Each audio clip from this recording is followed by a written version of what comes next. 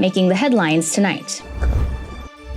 The first deputy chairman of the CMAA presides over the signing ceremony of a demining contract in Tabangkomong province with the NPMEC to declare Tabangkomong province mine-free within 6 months. The Ministry of Health announces the discovery of the new BA4 and BA5 strains of the COVID-19 Omicron variant in Cambodia. The lower house of the Russian parliament will gather on 15th July for an extraordinary session, just days after President Vladimir Putin warned he had yet to get serious in the war with Ukraine. And the debut photo from NASA's James Webb Space Telescope has been released, revealing the most detailed glimpse of the early universe ever seen in history. This is the Daily Roundup on EAC News Channel. A very good evening to you. I'm Darshana Gochan. The first deputy chairman of the Cambodian Mine Action and Victim Assistance Authority, Senior Minister Lee Tut, presided over the signing ceremony of a demining contract in the Tabangkomong province between the Mine Authority and the National Center for Peacekeeping Forces at the Mine Authority office on Monday. EAC News reporter Dekanin has the story. Senior Minister Lee Tut stated that the signing of the contract was approved by the Prime Minister on 9th of July 2022, which signaled the beginning of the first phase of demining work under the Prime Minister's Mine Action Project with the theme Provide Safe Land, Create Mines, to declare Tabangkomong as a mine-free province within 6 months. After this contract is signed, the NPMEC will start clearing mines in the province on the 15th of July. The senior minister added that after the technical working group of the Mine Authority and the National Center for Peacekeeping Forces jointly inspected and evaluated the situation of minefields in Tabangkomong province using the method of ground data verification, 3,984,219 square meters of land will be cleared in Tabangkomong. He added that the Mine Authority needs a total budget of $764,302 to end the presence of mines in the province. This includes the cost of pre-screening, quality control, and the full demining work. The senior minister further stated that in addition to demining work in Tabangkomong province, the Mine Authority is also working with the army to inspect and assess the condition of minefields in Udong and Tpong district of Kampong Cebu province, which is scheduled to start operation soon. Dekanin, EAC News. The Ministry of Health has announced the discovery of the new BA4 and BA5 strains of the COVID-19 Omicron variant in travelers arriving from abroad to Cambodia, within the community and also among some people testing to get their travel certification to go abroad. EAC News reporter Anthony Ellis has more. In a press release issued on Tuesday, the 12th of July, the Ministry of Health reiterated in concern about the large-scale community outbreaks and called the citizens and the relevant authority to increase vigilance by implementing health measures consistently. The ministry urges people to implement the 3 do's and 3 don'ts, measures to prevent the spread of COVID-19, with recommendation for everyone to get vaccinated. In the letter, the Ministry of Health stated, the circulation of the new variant Omicron, BA.4 and BA.5, which has an ability to spread faster than previous strains of Omicron, such as BA.1 and BA.2, leads to an increase of the number of cases in Cambodia. And these new variants are also able to penetrate the human immune system more easily, making the individual's immunity decline faster. In patients with infections with the new BA.4 and BA.5 symptoms are no different from those in the previous variant. Symptoms such as fever, cough, sore throat, runny nose are similar to the common cold. The spokesman of the Ministry of Health, Dr. Al Van Din, has reminded people to be careful about COVID-19 and said that people should not underestimate the virus and should get vaccinated against it in a timely manner. She said millions of people once cured of the COVID-19 virus continue to have some long-term health effects that are yet to be determined, such as severe fatigue, headaches, insomnia, or affecting the musculoskeletal system or affecting individual organs. This is what the World Health Organization and experts are continuing to do more research on. Cambodia found new COVID-19 cases starting from the 28th of June after 52 days of no cases.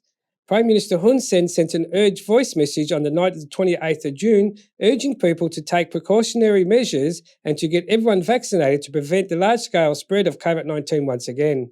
The National COVID-19 Vaccination Committee has confirmed that the people can go to any vaccination site or health centre to receive their vaccines. The vaccine helps to build the immune system of individuals and the community as a whole to prevent the possibility of COVID-19 reoccurrence. Failure to take the booster dose will lower the body's immunity. Anthony Ellis, EAC News. The Deputy Commander of the Royal Cambodian Armed Forces and the Commander of the Royal Cambodian Army, Lieutenant General Hun Manait, has said that the moral foundation of humanity must be in education from young to old, and this base is necessary for maintaining stability, security, and social harmony. Speaking during the inauguration ceremony of the Buddhist Secondary School of Samdek Prea Thomaliket Lohlai Sonsam Kosal in the area of Wat Sonsam Kosal in Phnom Penh on Monday, Lieutenant General Hun Manait said that in order to achieve this moral foundation, there must be three main players in training human resources in Cambodia, including teachers who provide knowledge in schools, parents, grandparents, and other relatives who continue to educate and teach at home, and the environment and surrounding society, which must be conducive to the absorption of knowledge and experience. He said that the Prime Minister has the goal and ambition to make Cambodia a high middle-income country by 2030 and a high-income country by 2050. To this end, the Prime Minister has made every effort to attract both domestic and foreign investment to increase economic progress and, more importantly, to protect the lives of the people from being affected by war, division, and deaths due to COVID-19, because these factors may have a long-term impact on the development of the nation. He added that the government's 5 approaches, reflection, bathing, scrubbing, treatment, and surgery, will continue and are not accidental, as they are the vision of the Cambodian People's Party, which is constantly self-assessing its shortcomings based on leadership and policy formulation, which is a factor that has received overwhelming support from people across the country.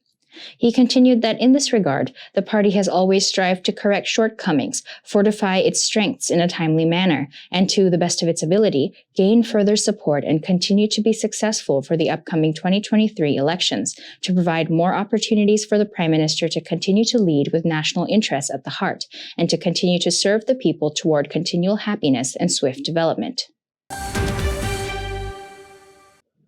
The Ministry of Public Works and Transport has decided to close all entrances to the expressway and stop allowing vehicles to use the road, in order to save time during construction and to avoid accidents on the road. EAC News reporter Anthony Ellis has more details. In a statement issued on Tuesday, the Ministry of Public Works and Transport confirmed that the Phnom Penh-Sihatnikville Expressway is still under construction and has not yet been fully equipped with traffic safety equipment. Additionally, the number of people using the road before its total completion has increased, causing frequent accidents.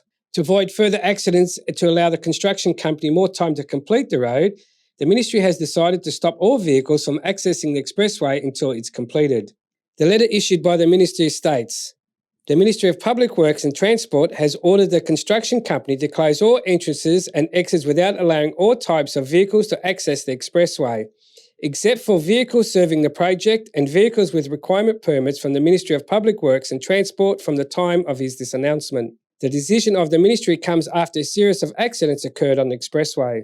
On Monday, 2 cars driving on the expressway collided at Oi Commune, Penang Sroit District, Kampong Speu Province, causing 6 people, including 4 foreigners, to be sent to hospital with both serious and minor injuries. The Phnom Penh-Sihatnikville Expressway project is the first expressway project in Cambodia and the most crucial strategic corridor project for the country. The expressway reduces the travel time from Phnom Penh to Sihatnikville from 5 hours to just 2 hours, also helping to reduce the cost of logistics. According to Expressway's plans, the Ministry is planning to put it in temporary use in early July, but postponed this due to the need to complete installing safety equipment. Anthony Ellis, EAC News. This year, the Cambodia International Film Festival hosted its Beautiful Planet program once again, dedicated to environmental education and raising awareness about climate change, in the hopes of shifting narratives towards preserving biodiversity and protecting the environment that Cambodia has. It was also the first time that the festival handed out its Beautiful Planet Award for outstanding contribution to environmental education through film. EAC News attended the film festival this year to get more details on this special program. This year, Beautiful Planet program had a special focus on the Mekong region and screened films under topics such as biodiversity loss, water resources, rainforest, transportation, agriculture, power, water and food management, climate change, pollution, and indigenous populations. Films such as Dole Trail, Memories, Home, Walking with Giants, and Humans and Elephants put a spotlight on elephant conservation practices, elephant mistreatment, and the unintended consequences of ecotourism. There were intentional documentaries such as Moving Upstream Gangcha, Voice of Seeing, Mulberry in the Woods, the traditional Brazilian family Katu, The Last Forest, and Children of the Mist, which explored the daily lives and cultures of different indigenous groups around the world and how they clash with the expectations from the mainstream for better or worse. Tasty Drops, Anxious, Traps, Sanung, Tro, Cloakmaker, and My Daily Food focus on Cambodian indigenous groups known as Thapun, Brau, and Tarai, as there is little known recorded information about these groups and their bond and integration with nature. Sea Within a Sea, The Last Breath of the Tonle Sap, and Staying Afloat discuss the different changes being seen in Cambodia's bodies of water, spanning from the impact on the coral reefs at Kosdai to plummeting fish stocks in the Tonle Sap, as well as the impact of the pandemic and dry season on Siem Reap. From wildlife poacher to forest protector depicted the story of a former Khmer soldier who used to poach wildlife but then changed his ways to become a forest ranger protecting wildlife for the next generation. In the same vein, Cambodia Burning showed the changes in the country's landscape and how this has impacted people's lives as well as the future for the next generation. Mekong Downstream and Khmer Cambodia in Conflict by Australian documentary filmmaker James Gerard gave a raw view of Cambodia in the early 1970s and how the country has changed over the past 50 years. Currency is a feature thriller about an investigative journalist and an ocean activist creating a marine conservation area and combating a dangerous, relentless tide of illegal fishing in the Sea of Cambodia, inspiring Cambodian environmentalists to create a better life for their people. Luang Prabang, Will the Mekong's World Heritage and Biodiversity Be Damned, The Bamboos Bridge, Madame's Lian Factory, and Unacquired Land, Echoes from the Hill, and More Than a Tree show the rapid changes, both positive and negative, and how their impact will shape the face of the next generation. The Face of Mekong presented a journey with Cambodian actor Sai along the Mekong River from Ratchathiri, Stang Traing to Kaceh Province. The film highlights the difficulties diverse indigenous groups face in those areas and how their livelihoods have been threatened by climate change and the dwindling resources of the river. After several meetings with Oxfam, Sai said that he was interested in this project because he is from Ratchathiri and his mother is from Stang Traing. He wanted to show the wonders of the Mekong River as well. Although Sai was used to visiting different villages, this experience has its own difficulties, such as having to carry a lot of equipment through the rainy season and knowing how to make the locals feel comfortable enough to share their stories. One of the moments that stood out to him during this journey was when he was able to get a good night's sleep after a long time while camping on one of the islands. On the flip side, he wished that he was able to make a trip before the last dolphin of Stang Traing died and said he was shocked to see the sorrowful state of Ramsar wetlands. រំពឹងថានឹងទៅជួបផ្សោតដែលយើងគាត់ថាផ្សោតចុងក្រោយដែលនៅក្នុងខេត្តសង្ត្រៃហ្នឹងប៉ុន្តែយើងទៅអត់តដង្ហើមដែលផ្សោតហ្នឹងគឺស្លាប់នៅក្នុងខែ2ហើយយើងទៅខែ3ហើយដើមឈើដែលជាព្រៃរ៉ាំសាដែលនៅដែលដុះដើមរំជែងហ្នឹងដែលវាដុះនៅកណ្ដាលទន្លេហ្នឹងដែលពីក្មេងខ្ញុំធ្លាប់ឃើញច្រើនតែពេលនេះគឺវាងាប់អស់ហើយជា 70-80% ទៅទន្លេអញ្ចឹងនេះគឺជាទស្សនីយភាពដែលរៀងរន្ធត់សម្រាប់ខ្ញុំអញ្ចឹងណា Min Kim Long, co-founder of Kudu Studios and one of the producers of the documentary, said that it took them about 5 or 6 months to research, film, and write the story. He echoed the hard times of the long travel and unpredictable weather. However, he said he enjoyed the excitement of being able to travel to new places despite having traveled to many places in Cambodia before and being able to hear many unexpected stories. One of the stories that surprised him the most and stayed with him during this journey was about the elderly who work with nature and conserve it.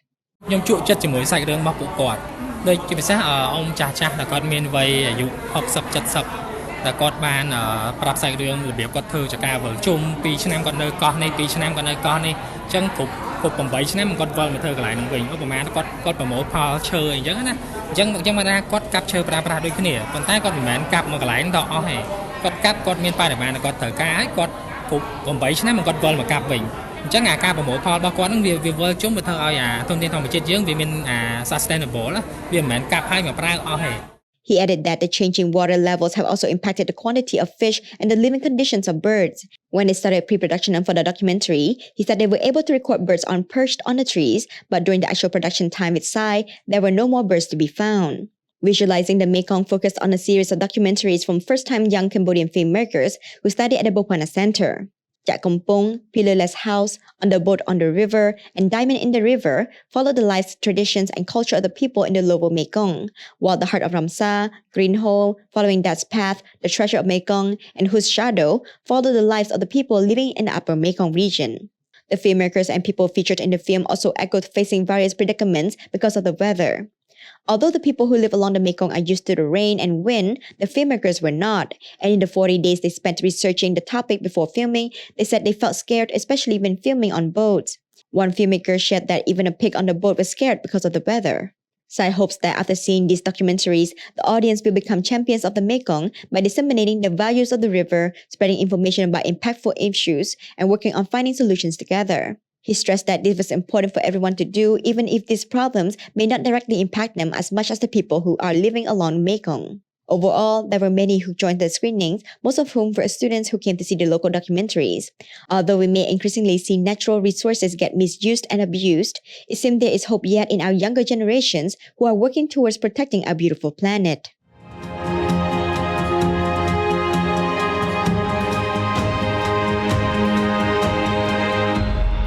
ស្វែងយល់ពីអច្ឆរិយភាពនៃទន្លេមេគង្គជាមួយខ្ញុំទាំងអស់គ្នា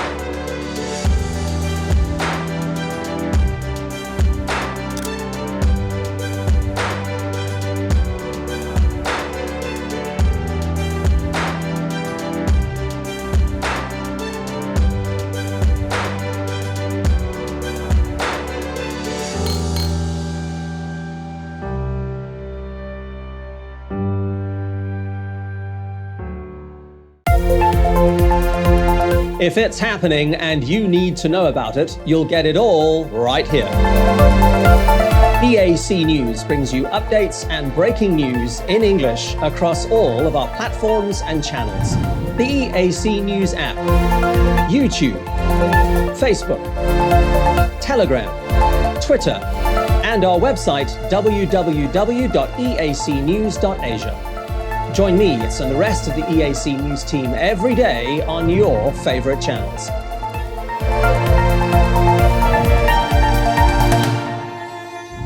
EAC News, Cambodia made clear.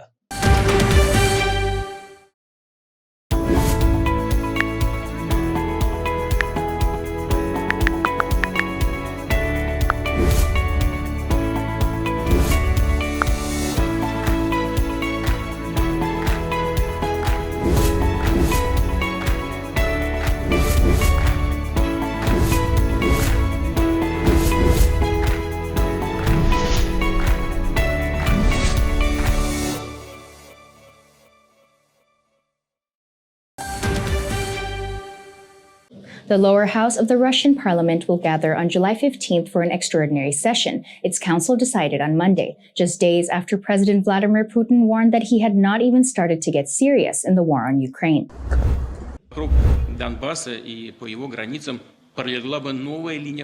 Putin used a meeting with parliamentary leaders on Thursday to dare the United States and its allies to try to defeat Russia in Ukraine, which Russia invaded on February the 24th. Parliamentary leaders all thanked Putin for his decisions. The Russian parliament, dominated by a party which always supports Putin, listed some amendments on the competition and information policy that would be discussed on the extraordinary session. President Vladimir Putin said Russia had barely got started in Ukraine and dared the West to try to defeat it on the battlefield, while insisting that Moscow was still open for the idea of peace talks. In a hawkish speech to parliamentary leaders more than 4 months into the war, Putin said that the prospects of any negotiation would grow dimmer and longer the conflict dragged on. Today we hear that they want to defeat us on the battlefield. What can you say? Let them try, he said.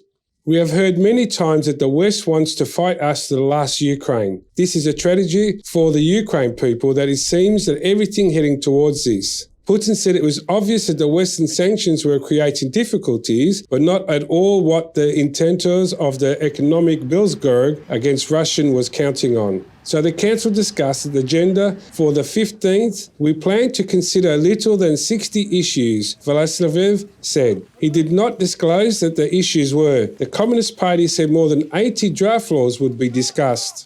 Putin has increasingly cast the war as the battle between Russia and United States, which he says humiliated Russia since the 1991 fall of the Soviet Union by engaging NATO eastwards and was using Ukraine to threaten Russia. The United States has repeatedly said it does not want to fight Russia. President Joe Biden said that March that Putin could not remain in power. Remarks the White House later said it did not mean Washington was seeking regime change in Moscow.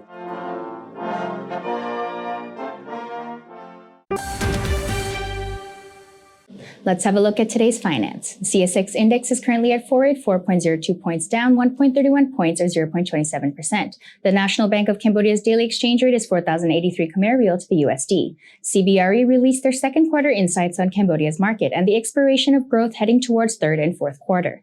EAC News was there to get the details.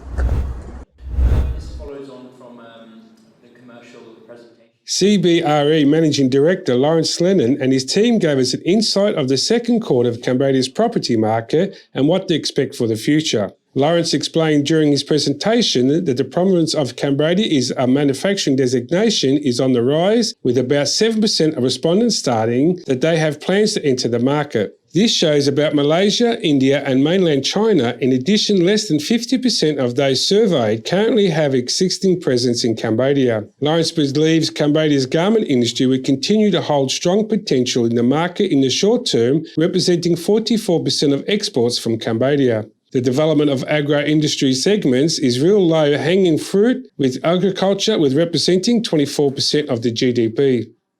Commercial and office market was initially expected almost 100,000 new net unusable office spaces by the end of 2022, but due to COVID-19, about 40% will be completed, with the remaining 60% next year only expect about 400,000 square metres of that usable office space will be completed by 2022. The occupancy for the second quarter is almost the same as the first, about 67%. By the end of 2023, there will be a total of nearly 1 million square metres office space in Phnom Penh.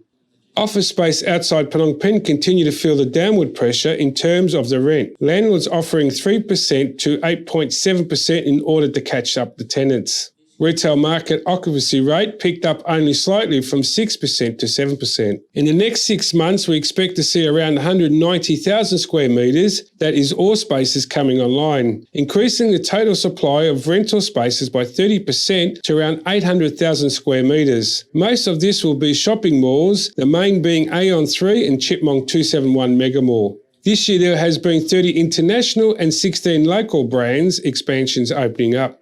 After the seminar organised by CBRE, EAC News had a chance to interview Lawrence Lennon, Managing Director, on his thoughts on retail and growth on the property market in the next 2 quarters. So it's been a quarter of positives in many respects. This is the first time since the beginning of the pandemic we've seen actually most key segments moving in the right direction. That either means stabilization or increase in terms of rental rates, other than prime retail. So overall, it's a quarter of positives and a quarter of growth.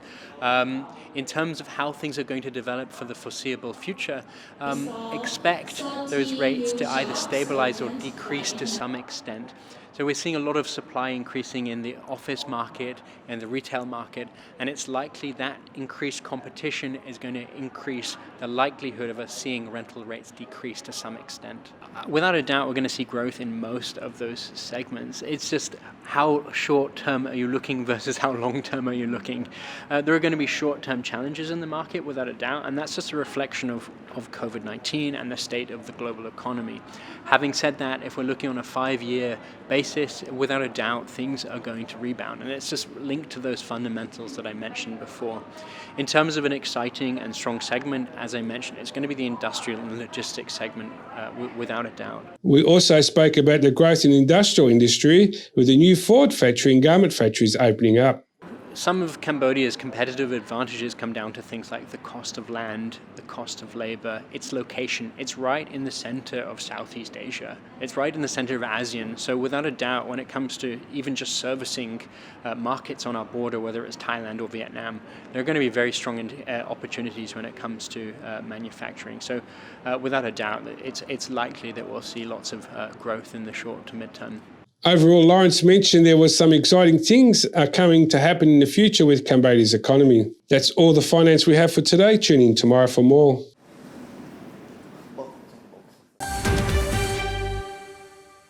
And finally, US President Joe Biden and NASA's Chief Bill Nelson released on Monday the debut photo from NASA's James Webb Space Telescope, an image of a galaxy cluster revealing the most detailed glimpse of the early universe ever seen.